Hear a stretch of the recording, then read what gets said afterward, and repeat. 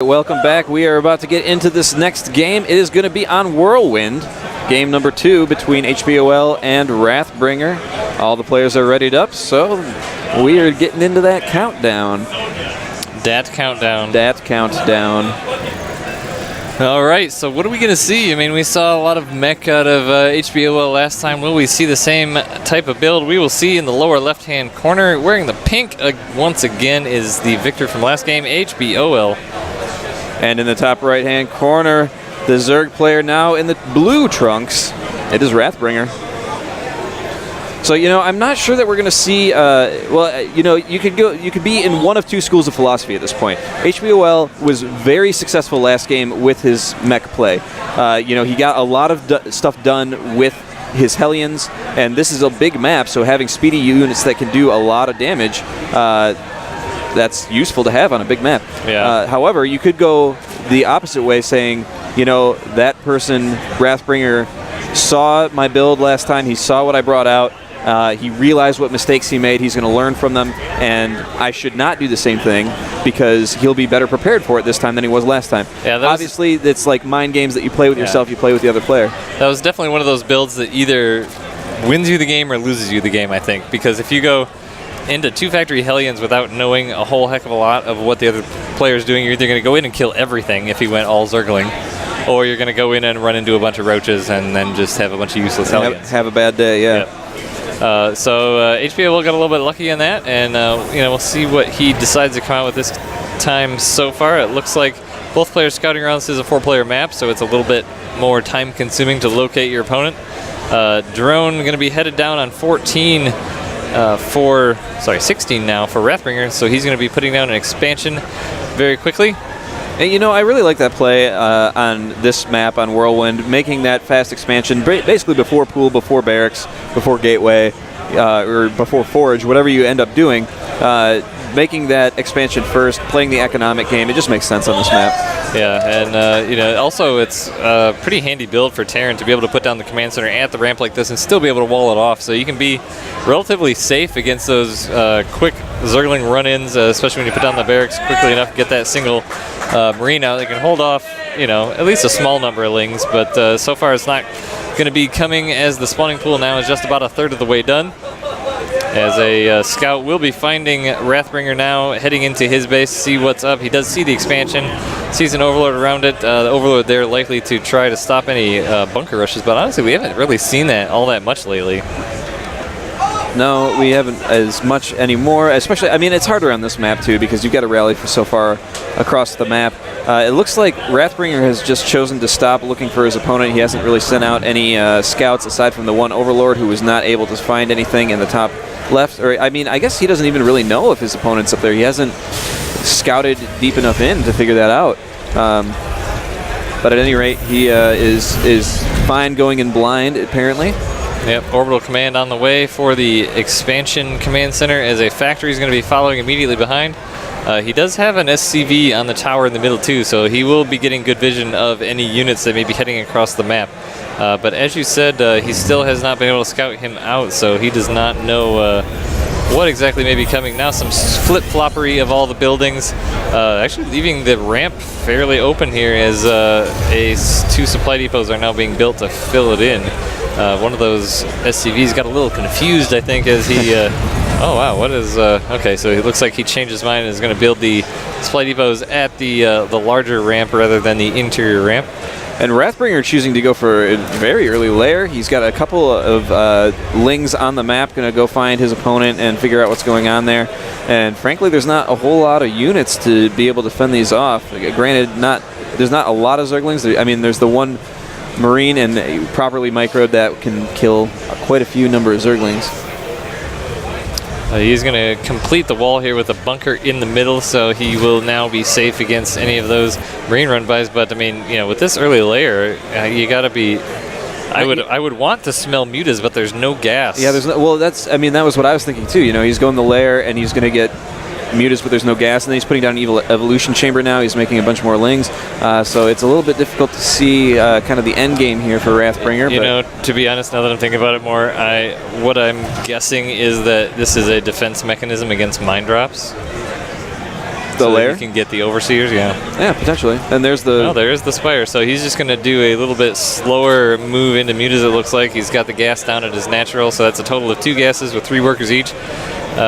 Queen at the main, not quite injected that hatch yet, but there is a good number of Zerglings on the map, and this Overlord now is going to be coming into Wrathbringer's base, sees those the supply depots at the front. He has not begun mining that much gas himself. Still only the single geyser in his main base. I gotta say, I really like this play by HBOL right now, though, because he's got the factory and the reactor. He's making Hellions. He's going to get a small group. He's going to start moving out with them. But behind this, he's making barracks. Yeah, so a lot of barracks. Exactly. So he's going to fool Wrathbringer into saying, okay, this is going to be... I mean, obviously, when you have such a few number of Hellions, you could probably figure out it's probably only one factory, maybe reactor. He does have the Observer coming in, so he does scout those barracks. He's not going to be fooled. But I mean, if he has as much difficulty dealing with the Hellions on the map as he did last game, this could go poorly for him. He did see all of those barracks had tech labs as well, so that means it's going to be not as many Marines, potentially more Marauders or faster upgrades. And Stim is already cooking. You know, obviously you're pushing with Hellions. That's going to be a trigger for Roaches. So, you know, you can go either way. You can just be making a bunch of Marauders behind this. But there's a few Zerglings there at the top of the ramp. They are going to maybe get one Hellion. Nope, not able to kill that one Hellion. Just gets it down in the red. But they're going to march on in and see the 3rd base going down. They're just going to barbecue that a little bit for the moment as... 3 Mutalisks are in production. The Zerg Flyer attack level 1 is being researched. There's still not a lot of gas on the field for Wrathbringer, so he's going to have a hard time producing as much as he'd like. And these Hellions are doing a great job kiting these Lings. Not many... yeah, those Lings were in a pretty bad spot, but the Mutas are now going to come in and that'll shut that down to clean up the very low HP Hellions. There are 4 more that join the group, but 2 of them are only need 1 or so shots from those Mutas. So not as bad as last game. He is getting a little prepared here, but on the other hand, HBL knows there's Mutas on the field. Right. There's not enough to really swing around and do massive damage now, so he has some time to prepare for this. He absolutely does, you know, and those Mutalisks aren't really going... They're now starting to engage, and as soon as he saw those 2 engineering bays did go down, he did not have 1 yet, so he cannot yet make turrets, and he's made mostly Marauders, and so these Mutalisks could be fairly...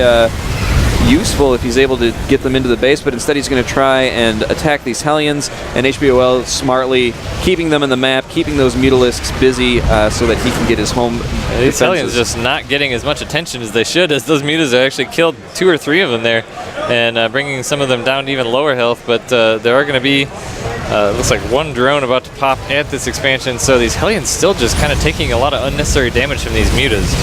They are, but they definitely are keeping those Mutalisks far away from home so that these turrets have time to go up, and sure enough, 3 turrets in the main, 2 turrets in the natural, and that is going to put a stop to the Mutalisk harassment before it really even begins. +1/+1 coming down for HBOL, so he's going to be upgrading that infantry shields as well, so the Marines will be gaining their extra 10 hit points.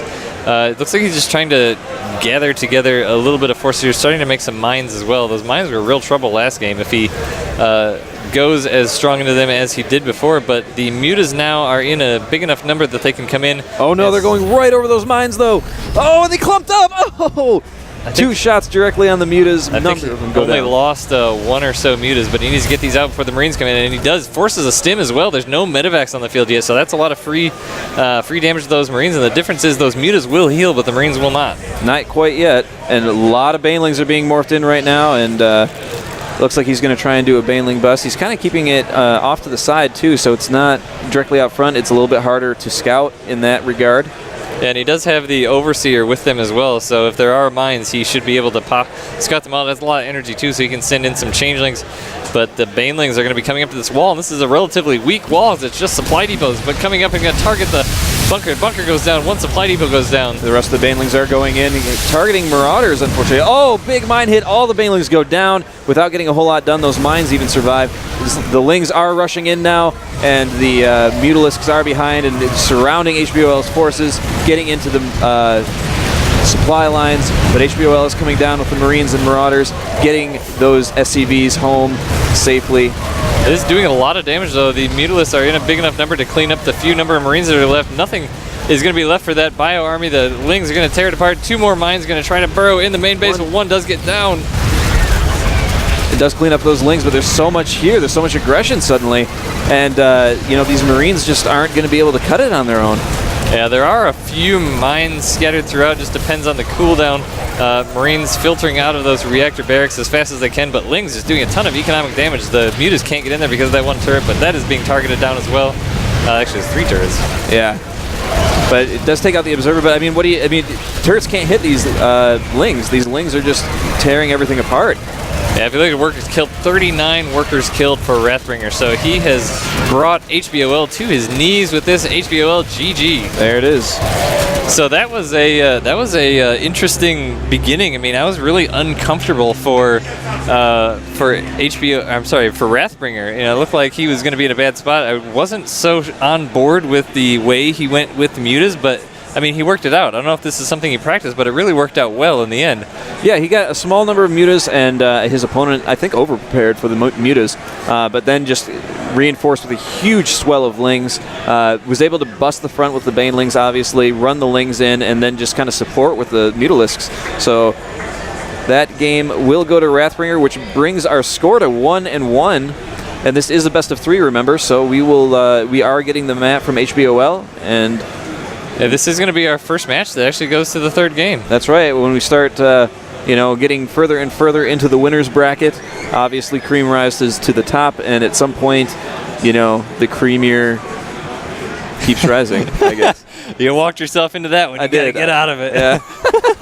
So we're going to take a quick break here while we set up the next lobby. We'll be back in just a couple minutes, so definitely stay tuned.